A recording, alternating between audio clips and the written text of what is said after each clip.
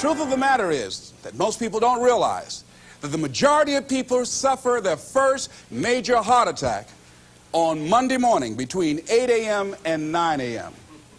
People getting ready to go to jobs that they don't like, jobs that are making them sick.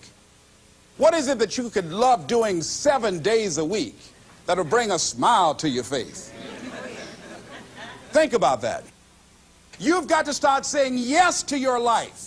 You've got to start saying yes to your dreams, yes to your unfolding future, yes to your potential.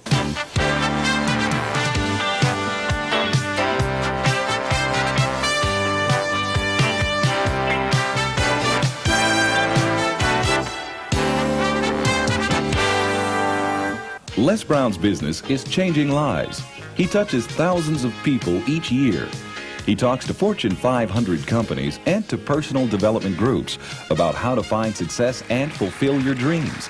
In essence, his best message is himself, because Les Brown knows what it is to have come up the hard way.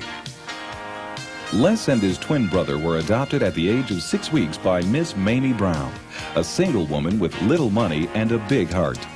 The boys grew up in the low-income area of Liberty City outside Miami, Florida. In the 5th grade, Les was mistakenly labeled EMR, educably mentally retarded, and he became a child nobody thought would amount to anything. After making it through high school, Les set out to prove them wrong. He started on the radio, moved to Ohio, and made himself a local star as a fast-talking disc jockey. He soon became an influential community spokesman. Then he ran for the Ohio State Legislature, where he served 3 terms and became chairman of its Human Resources Committee.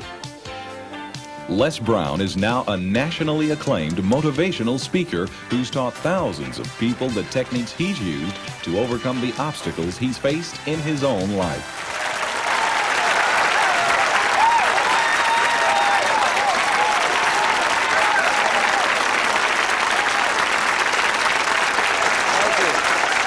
Thank you very much. Thank you. You guys look like you're ready. Repeat after me, please. This is my decade. This is my decade. You know, every year I used to say, this is my year. But ladies and gentlemen, one good year won't be enough for me. How many of you can use a good decade? Raise your hands, please. Fantastic. All right, now, here's what I want to do. I want to share with you how you can begin to make this your decade. How many of you know within yourself, if you ask yourself the question, have I done all that I'm capable of doing or being and living up to my potential, how many of you have to really answer, no, I have not done all that I can do? Raise your hands, please. Okay, very good. Now, here's what we know. That people don't do what they know in life, but what they do is they operate within the context of the vision they have of themselves. So what I want to share with you is how to begin to get a larger vision of yourself and how to begin to make this your decade.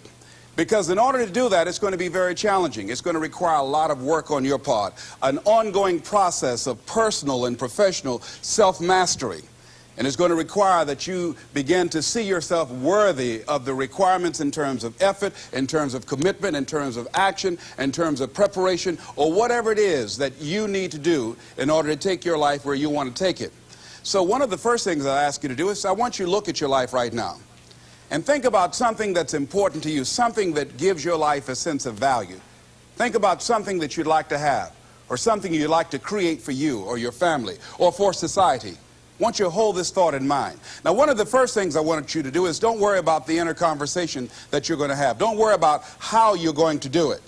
That's going to come. You're going to develop a plan of action. You will find the way. You'll become the kind of person that can attract the people, the resources, and everything you need in order to make that become reality. But I want you to be mindful of your inner conversation. I remember once I was sitting in an audience, and Zig Ziglar, who I consider one of the greatest motivational speakers on the planet, he was giving a speech. And I was out in the audience, and I saw him going back and forth, and within myself I said, I'd like to do that. I can do that. And I leaned over to the guy next to me. I said, how much do they pay him to do that? And he said, $5,000. I said, I know I can do that. And I admired him. And then On the way home, when I was driving from Tampa, Florida, back to Miami, Florida, my inner conversation kicked in, and it said, Les Brown, you can't do that. You don't have a college education. Les Brown, you can't do that. You don't have the money. You don't have the contacts. You've never worked for a major corporation. What makes you think that you can make more in 1 hour talking than you've made working for a whole month? Now, I want to ask you a question.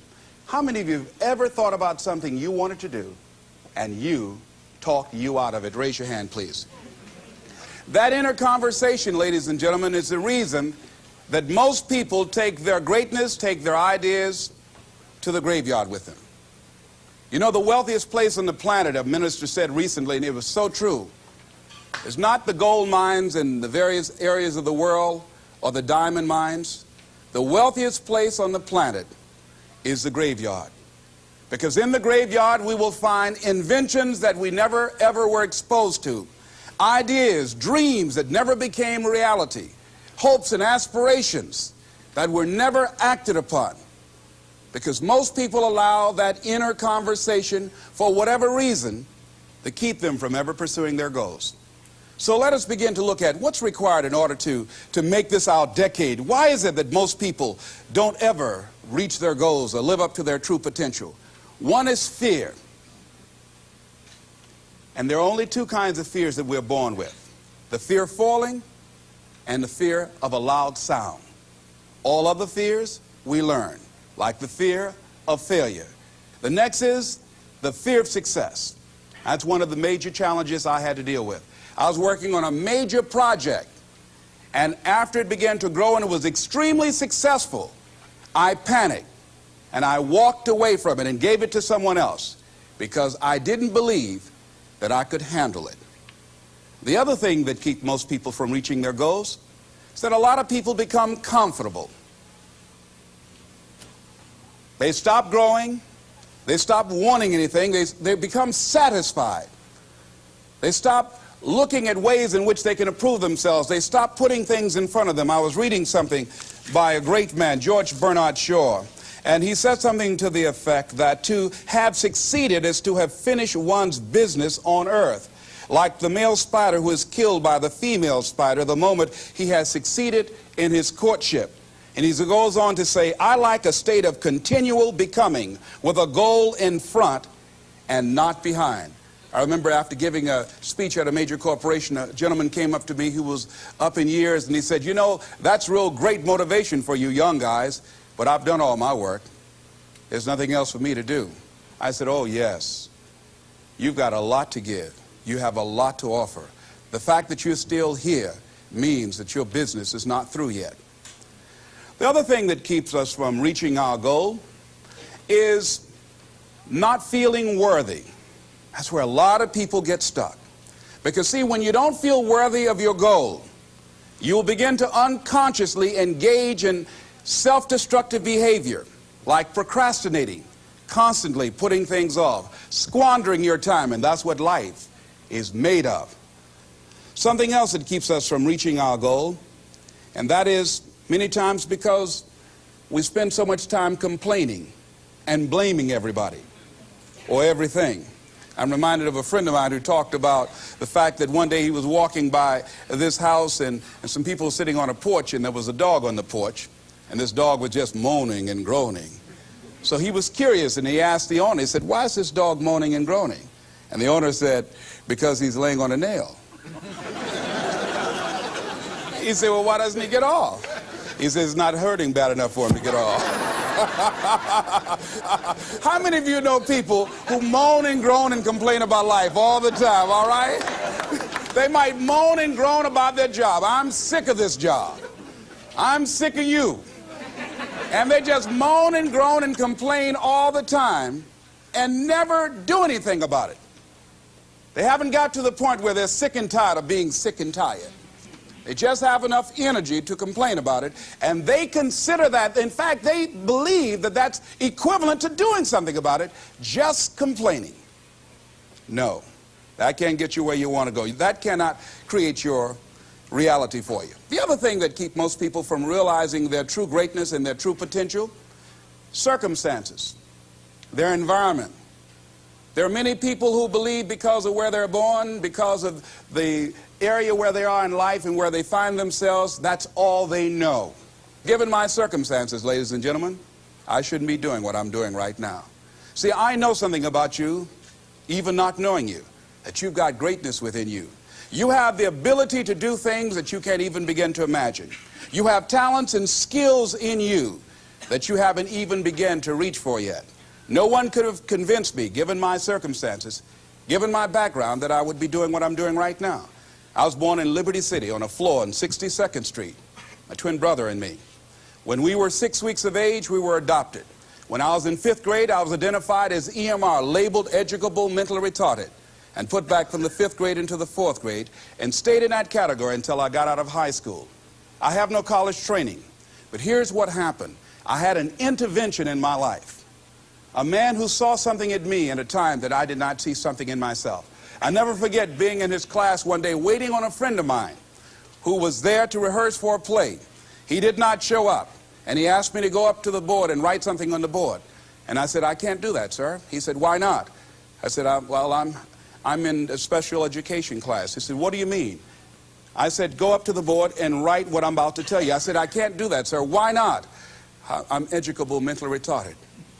And he came from behind his desk. He said, "Don't ever say that again. Someone's opinion of you does not have to become your reality." And that changed my life. It was Oliver Wendell Holmes who said that once a person's mind is expanded with an idea or a concept, it can never be satisfied to going back to where it was. So some of you are going to experience a breakthrough. Some of you are going to go back and look at your dreams and brush them off. Some of you are going to begin to look at yourself and say, "Hey, look here, I know I have not done all that I can do." Whatever goal that you have in mind, I want that to be a goal that will challenge you, something that will make you stretch. It was Osborne who said, unless you attempt to do something beyond that which you've already mastered, you will never grow. What is it that you looked at some point in time and you decided that you couldn't do it, that you talk yourself out of it? Whatever it is, bring it back out there. How you're going to do it, that will come to you in due time. So you don't get in life what you want, ladies and gentlemen. You get in life what you are, not what you want. And see, the good news is that we can always become more by working to develop ourselves. So the first process of making this your decade, you've got to begin to take a look at your life and look at where are you right now? What are your strengths? What are your weaknesses? What gives your life a sense of fulfillment, a sense of joy? What does a full, rich life means to you? What is it that you could love doing 7 days a week that'll bring a smile to your face? Think about that. In all the areas of your life, your professional life, your personal life, your family life, your spiritual life, what is it that you'd like to have? Once you begin to determine that, that takes you to the next step. And that is, once you decide what it is that you want, now you've got to decide that you deserve that. Repeat after me, please. I deserve the best that life has to offer. I deserve to find my purpose in life. Shake somebody's hand on your right and left and say, find your purpose.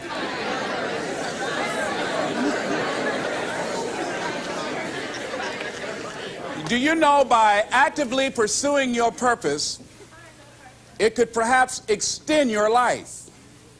The #1 killer in this country of all the diseases we have, heart disease. That's the #1 killer. And if you ask most people, when is it that the majority of people have their first major heart attack? Some people will tell you as a result of obesity, or smoking cigarettes, or high cholesterol, or high blood pressure. And all of those are contributing factors. However, the truth of the matter is that most people don't realize that the majority of people suffer their first major heart attack on Monday morning between 8 a.m. and 9 a.m. People getting ready to go to jobs that they don't like, jobs that are making them sick. You see, when you're not pursuing your goal, you are literally committing spiritual suicide.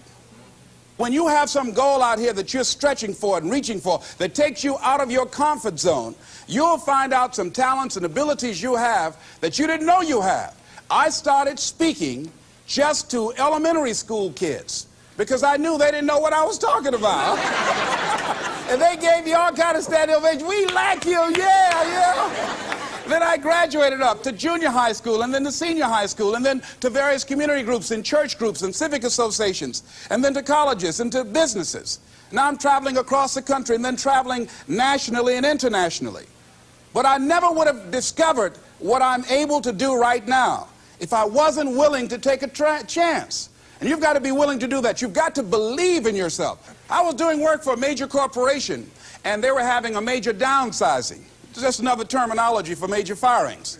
And so the people that were working there, they approached them and said, listen, you are eligible for early retirement. We will give you a buyout package of $300,000 if you take it within this time frame. However, after this time frame, when we have the downsizing, you might be among the people cut, and you will lose all benefits that we're talking about right now, and the most you can get is 2 weeks severance pay. Ladies and gentlemen, only 50% of the people that were eligible took this. Let me tell you something. If I'd been there, I'd have gone to ask for your check. Listen, Marvin told me to get his check. He's home with his mama. What?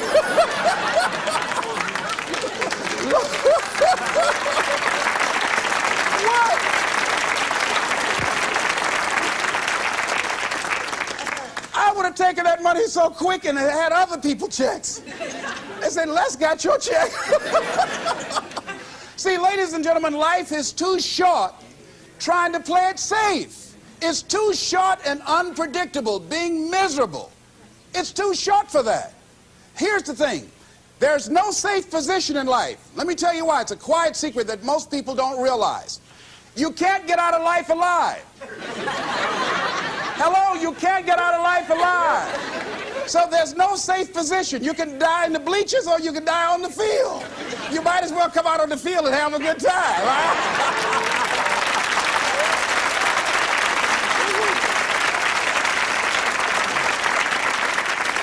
So if you want to make this your decade, you've got to decide to be bold.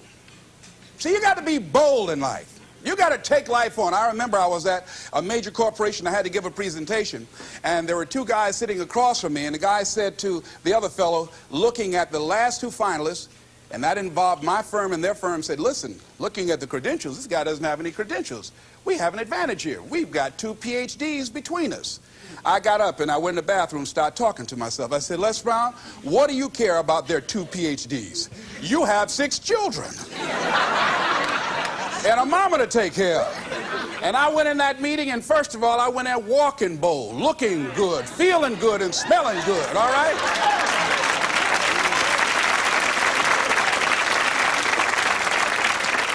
And I sat across that table and we started negotiating, and I operated in a spirit of absolute certainty. I looked at them as if the only reason that they were born was to give me that contract. They survived 1 out of 9 million sperms to carry out this transaction. And I got the contract. Hello.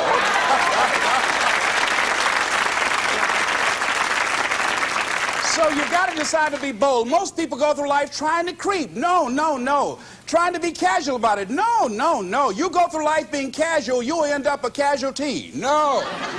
You've got to be bold in life. You've got to take life on. Now here's something else. You must be positive. See, a lot of people, when things don't happen when they want it to happen, they become negative, and they turn out and start projecting a lot of negative energy. No, no, you've got to make a conscious, deliberate, determined effort to be positive. Because see, when you know within yourself things are going to work out for you, when you know within yourself that some way, somehow, you're going to make it, and these are just some of the hoops you've got to flip through in order to get there, it's okay. Have a friend who went to get a job, and the people didn't hire him. He was so negative. Well, hey, to hell with you then. Wait a minute. They just don't have a job today. Don't burn your bridges behind you. Don't talk about the guy's mama. Come on. All right? Oh. Now, here's the last thing. If you want to reach your goal and have a competitive edge, you've got to be hungry.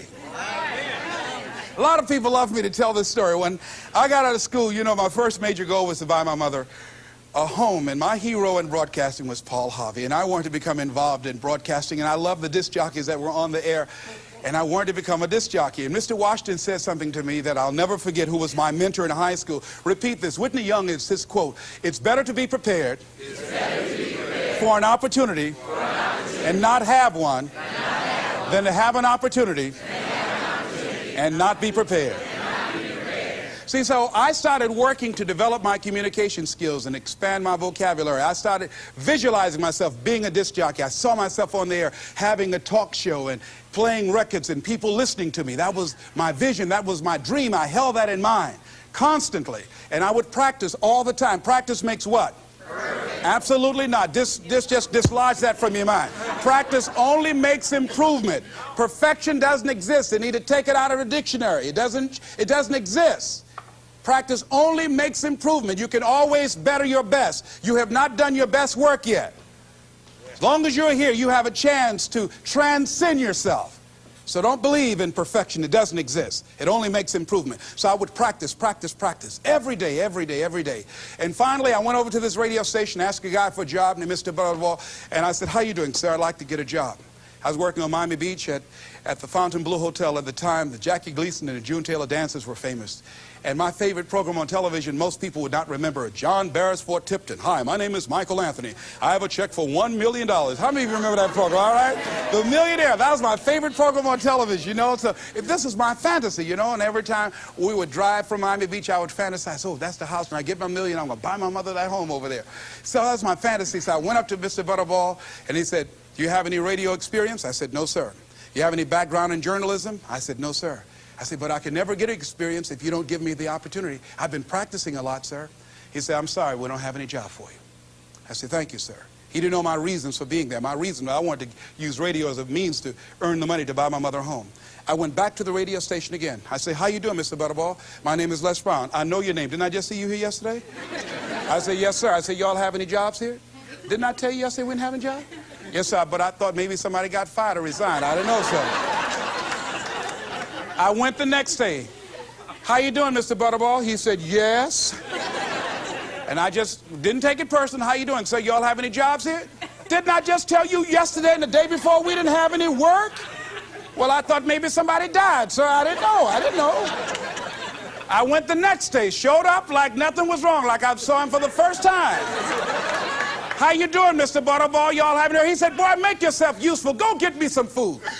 I said, yes, sir. See, many times when you want more, you've got to be willing to pay your dues. So I became their errand boy. I would get their lunch and their dinner and all kind of food for them. After a while, I would take the food to them in the control room, and I would not leave until they would ask me to, and I'd watch them working the controls, and I'd memorize their hand movements. And pretty soon, they would trust me with their cars to go pick up entertainers that came into town, entertainers like Sam Cooke, Dinah Ross and the Supremes, the Four Tops and the Temptations. I would drive them all over Miami Beach in the disc jockeys' cars. I didn't have any driver's license, but I was driving like I had some.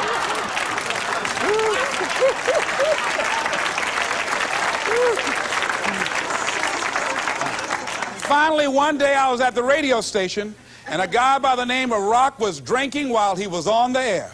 It was a Saturday afternoon. I was the only one there. None of the other jocks were available. And I was looking at him through the control room window, saying, drink, Rock, drink. Drink, Rock.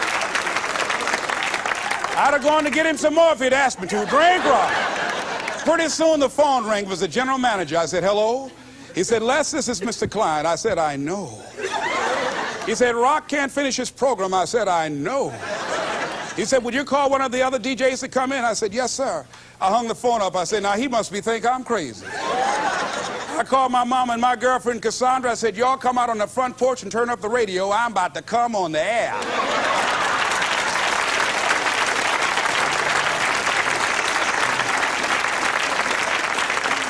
I waited for about 20 minutes, and I called him back. I said, Mr. Klein, I can't find nobody. He said, young boy, do you know how to segue the records? I said, yes, sir. He said, go in there and don't say nothing here. I said, yes, sir. I couldn't wait to get behind those controls. I put the headphones on. I said, look out, this is me, LB, Triple P, Les Brown, your platter playing papa. There were none before me, and there will be none after me. Therefore, that makes me the one and only. Young and single and love to mingle, certified, bona fide, indubitably qualified to bring you satisfaction, whole lot of action. Look out, baby, I'm your love man. I was hungry.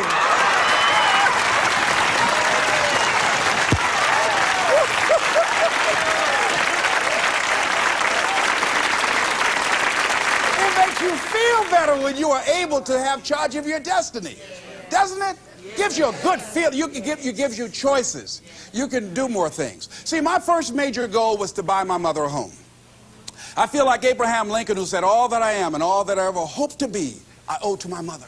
And I said to my mama one day, I said, Mama, when I become a man, I'm going to buy you a home. And you won't have to go to work every day. You won't have to work. You just sit down, Mama.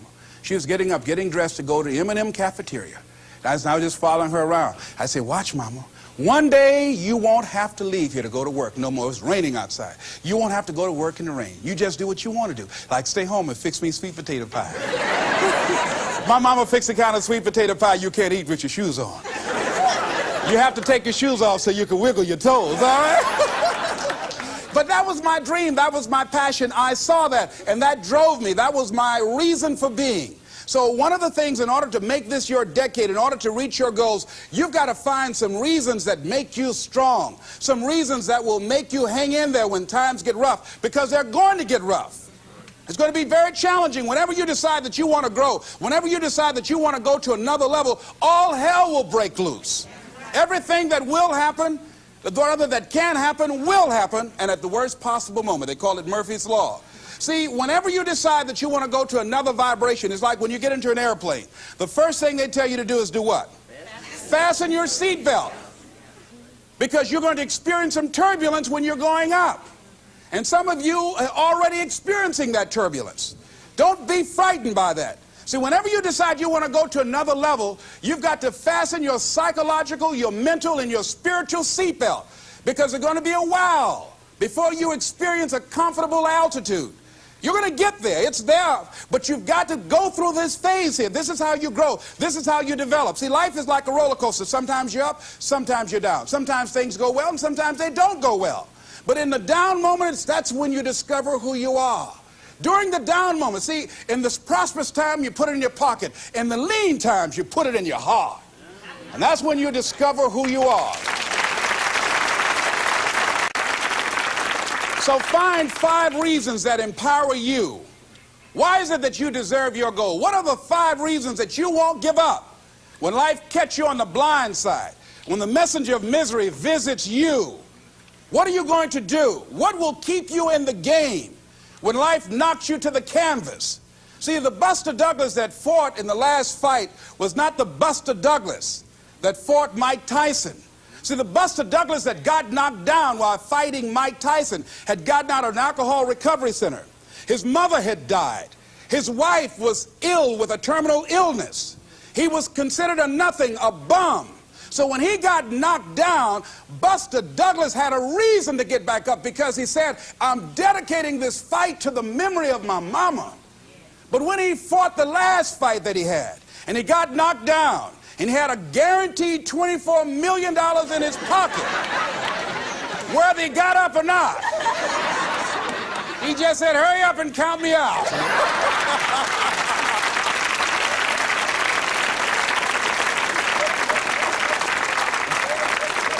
And I don't blame him.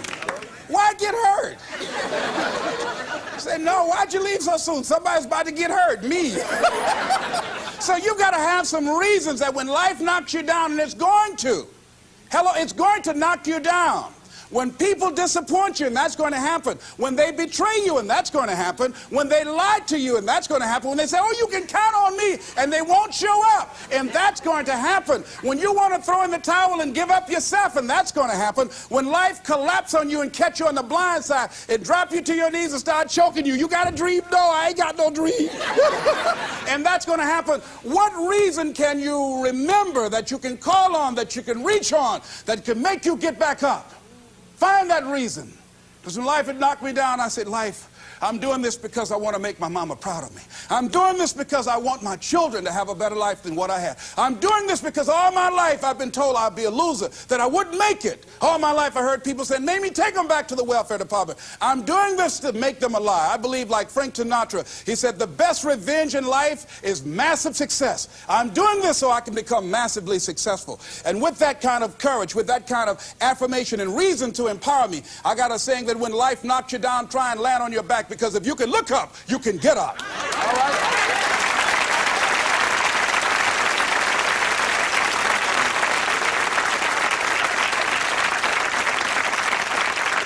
So when you run out of money, when things don't work out for you, when things happen that you could not anticipate, what are the reasons that you can think of that can keep you strong, that can keep you in the game, that will be your rod and staff to comfort you, that can be your bridge over troubled waters? Those reasons are very important. Nietzsche said, if you know the why for living, you can endure almost anyhow.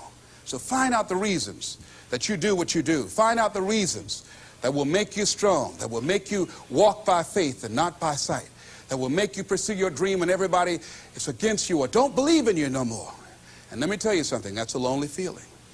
It's a lonely feeling, particularly people that you're doing it for, or people that stand to benefit the most, or people who should be the #1 members in the encouragement club, but they end up saying, you can't do it, and they become members of the discouragement club. Oh, it hurts very badly. I know what that's like. Have people that you love close to you that look at you with that look and say, why don't you try something else? Why don't you give up? I say, but this is my life. I have got to do this. Les, you had a good job at Sears. That man like you. Mama, I can't go back to Sears. I got to be my own boss. I can't do that. I mean, you know, ladies and gentlemen, you know, when you work on a job that's dead end, you can see the ceiling already. It's like going in the middle of a movie. And after you've seen the movie, sitting back through that over again, there's something missing. You know the hero is not going to die. You know what the outcome is already. And so that's why a lot of people, a lady was telling me, she said when she went to work, it's about like a refrigerator fell on her shoulder as soon as she stepped in. Because she knew she'd gone as far as she could go. See, they're paying her just enough to keep her from quitting, and she's worked just hard enough just to keep from getting fired. How many of you know people like that? Raise your hand. One of you didn't raise your hand, you the one. I'll just tease it, all right? Here's something else. Make a commitment to be happy. See, you know, I have you laughing a lot. See, life is too short going through it looking homely, tired, and ugly. Sometimes we take life too seriously. Oh, no. Make a commitment to be happy. Find little things just to get tickled about. And laugh. Find ways to be happy in the moment. A lot of people say, well, I'll be happy when I pay off all my bills. No. I'll be happy when I get my divorce. Oh, no. I'll be happy with the children gone. Oh, no. You want to be happy now. See, there are no guarantees. No one say you're going to be here 2, 3, or 4 years from now. So you want to be happy right now, in the moment. Repeat out to me. I must make a commitment. To be happy. Right now. Right now. Is all I got. Shake somebody's hand on your right and left and say, you deserve to be happy.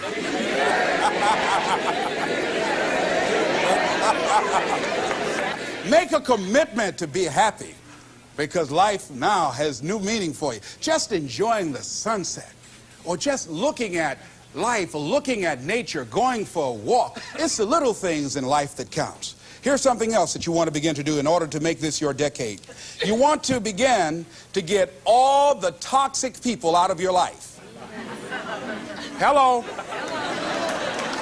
Energy drainers, get them out of your life. See, ladies and gentlemen, it takes a lot of energy to reach your goal. It takes a lot of emotional, mental, and spiritual energy to reach your goal. And you can run faster with 100 who want to go than with one around your neck. See, there are two kinds of relationships. Sid Simon talks about this. Nourishing relationships and toxic relationships. Nourishing relationships are the relationships that inspire you. They motivate you. They bring the best out of you. Toxic relationships are relationships with people that always criticize you. All they can do is find fault. All they can do is just exploit your weaknesses. All they can do is remind you of the mistakes that you've made in the past. These people are bad for your health. Toxic people can run your blood pressure up. One apple can spoil a whole barrel. One negative energy drainer can spoil your whole life. I know people whose lives have been ruined because somebody wasn't good for them. See, there are some people that aren't good for you. Hello? They aren't good for you. You've got to get them out of your life. See, a lot of people put up with a lot of foolishness because they don't want to die by themselves. Here's what I believe. I believe in a one-to-a-box theory.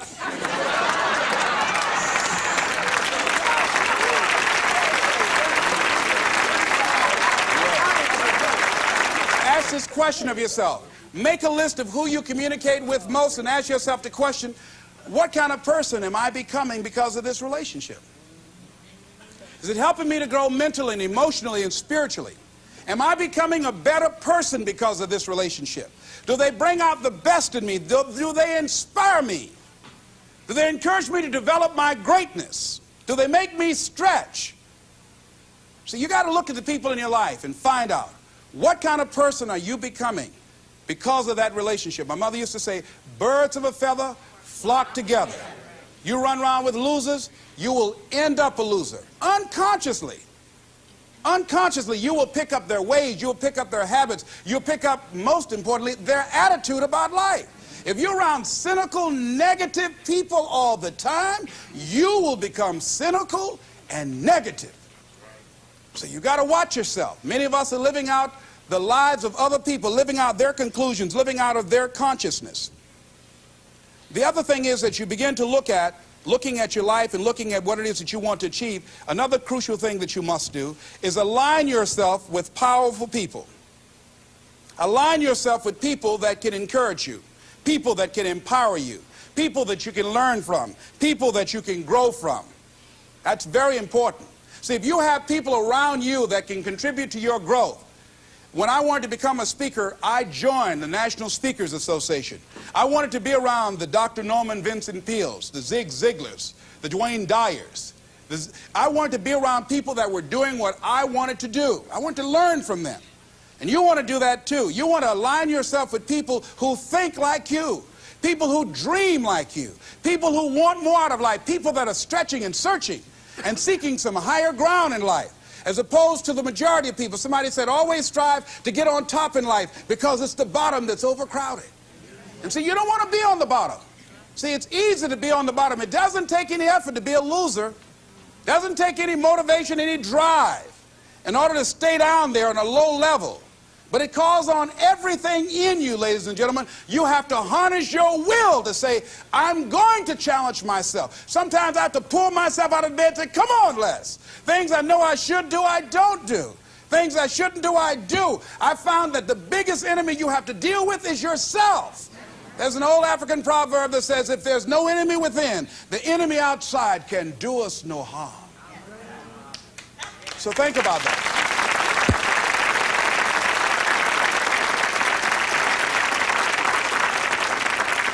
So as you begin to look toward making this your decade, as you begin to look toward making your life different, as you begin to look at yourself, you've got to redefine yourself.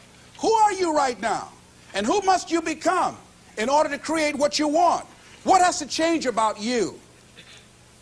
What is it that you're doing right now that would be a liability for you? As you begin to look toward the future and take inventory of yourself, what is it about you right now that you've got to leave this behind because this no longer fits? Looking at where you want to go and the kind of person that you must become, the kind of standards that you have for you. What is it that you must do differently? Repeat out to me, please. If you want to keep on getting what you're getting, keep on doing what you're doing. See, that doesn't take an Einstein for that one. All right? It makes sense unless you change your pattern, unless you change the way you're thinking, unless you change your behavior, you're going to continue to produce the results in your life. See, all of us are winners, but some of us are producing results that we don't want. And so all you have to do is look at your game plan, look at your strategy. How is it that you have been being? What is it that you've been doing to produce this? See, you're the director, you're the producer, you're writing the script, you're the star of your life. And as you begin to look at your life, you can decide whether or not it's a smash or whether or not it's a flop. That's in your hands. Look at your life, look at where you want to go. Don't worry about your circumstances. Don't worry about your age. I have a friend who's up in age, over 70, and she wanted to build a multi-million-dollar complex. The name is Dr. Johnny Coleman. Lenders and bankers say, you can't do that, you're too old. She ignored them. That building now stands, ladies and gentlemen, a multi-million-dollar structure. But there are a lot of people who would have listened to that. There are a lot of people that would not have even gotten to that point. They would have talked themselves out of even going down to the bank to ask for it, because they've already said no to themselves. See, it's time now. If you want to make this your decade, you've got to start saying yes to your life. You've got to start saying yes to your dreams, yes to your unfolding future, yes to your potential, as opposed to saying no. See, 87% of our self-talk is negative. So you've got to make a conscious, deliberate, determined effort to say yes to your dreams. Why not? Why not me? Don't spend time like most people going through life complaining. Don't try and get on talk shows and tell everybody how life has done you wrong. Here's what's happening in the audience. 80% don't care, and 50% glad it's you.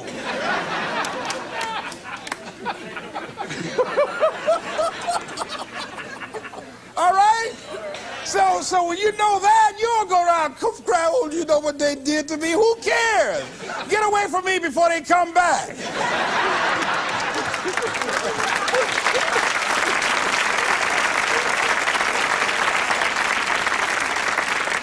I had a friend of mine that said something that's very important. He said, hey, it doesn't matter what happens to you. The only thing matters, what are you going to do about it?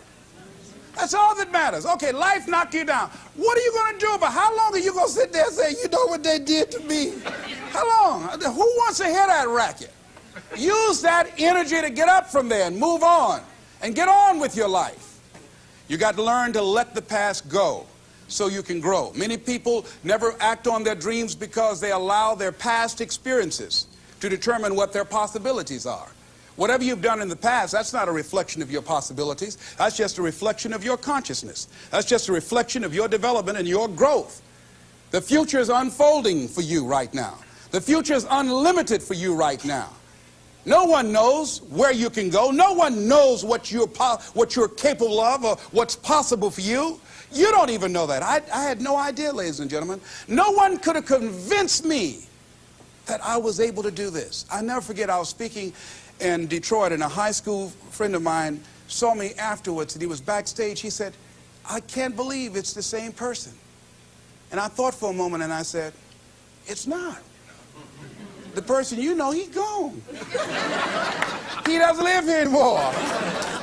We have the power to change our personal history, changing the direction of our lives, changing our thoughts, changing where we want to go, exploring new horizons.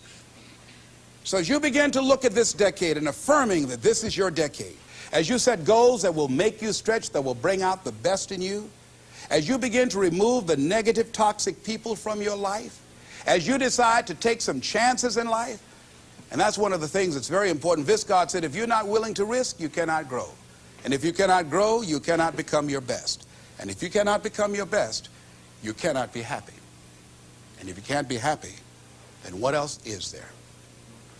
I'll never forget when I reached my first major goal of buying my mother that home. I'll never forget what it was like, and you're going to have this experience when you reach some major goal. When I drove up to the house and I got out and I gave Mama the key, and I said, Mama, this is for you. I'll never forget the look on her face. She said, oh my God. No one could have convinced me when I adopted y'all that this would happen. She said, oh, thank you. She said, and you caused me so many damn problems.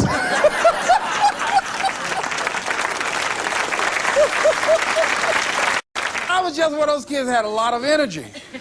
But no one knew what I was going to become. It was a great philosopher, Goethe. He says, look at a man the way that he is, he only becomes worse. But look at him as if he were what he could be, then he becomes what he should be. And what Mr. Washington did was he looked beyond my faults and saw my needs. And he said, I see something in you. And I was there, oh God, I hope he's right. And I want to live up to his expectations. See, no one rises to low expectations. Finally, here's one last thing I'd like to leave with you. If you want to make this your decade, find some cause that you believe in. See, this is my profession, but my greatest joy in life is working with young kids. Every Monday, I fly up to Chicago to work with 600 young kids. at Christ Universal Temple Church, working with them to develop a sense of purpose and direction with their lives. We've developed a training program. If they're addicted to drugs or alcohol, we help them to get into a permanent recovery program. If they're not, we help them to develop a vision of themselves where drugs and alcohol does not fit. I love it when I go into the Cook County Jail and see the look on these young men's faces, the anger and the self-hatred. And then when we leave there, see the difference in them as we begin to touch a spark in them as Mr. Washington touched in me. And you cannot put a dollar price on that. That's my reason for being. What is it that you would like to give the planet? What is it that you'd like to leave here? See, someone paid a price for us to be here. I believe that we live in the greatest country in the world that gives us an opportunity to make a difference in life. We are blessed to have been dropped off on this part of the planet. A friend of mine was in Manila and saw a bumper sticker say, "Yankee, go home and take me with you." So as you begin to look at your life, decide, what kind of legacy do I want to leave? What kind of statement do you want to make with your life? What 3 things you want said when you die? What contribution do you want to make? I don't know what you want to do. I don't know what you want to achieve with your life. Here's what I know about you, and about you, and about you, and about you. That you have greatness within you. That you have things and gifts and talents that you've been bestowed with. That as you work consciously, making a conscious, deliberate, determined effort to cultivate and bring them out and develop a sense of purpose in knowing that your life can make a difference and decide to make and leave a legacy with your life. I say to you that the planet will never be the same again because you showed up. As you begin to look toward the future and affirm that this is your decade, this is what I like to leave with you that I'm known by. It's become my motto. And it says simply this: what do you want to do? My goal is to be the best son that I can be to my mother. My goal is to be the best father that I can be to my children. And my goal is to create a drug-free America, be the best motivator that I can be. Yes. Whatever your goal is, this is what I like to leave with you. It says simply this, that if you want a thing bad enough to go out and fight for it, to work day and night for it, to give up your time, your peace, and your sleep for it, if all that you dream and scheme is about it, and life seems useless and worthless without it, and if you gladly sweat for it and fret for it and plan for it and lose all your terror of the opposition for it, and if you simply go after this thing that you want with all of your capacity, strength and sagacity, faith, hope, and confidence, and stern pertinacity, if neither cold poverty, famish, or gulf, sickness, or pain, or body and brain can keep you away from the thing that you want, if dogged and grim you besiege and beset it, with the help of God you'll get it. This is Mrs. Mamie Brown's baby boy, Leslie Calvin Brown, saying it's been a plumb pleasing pleasure as well as a privilege. Thank y'all, dear.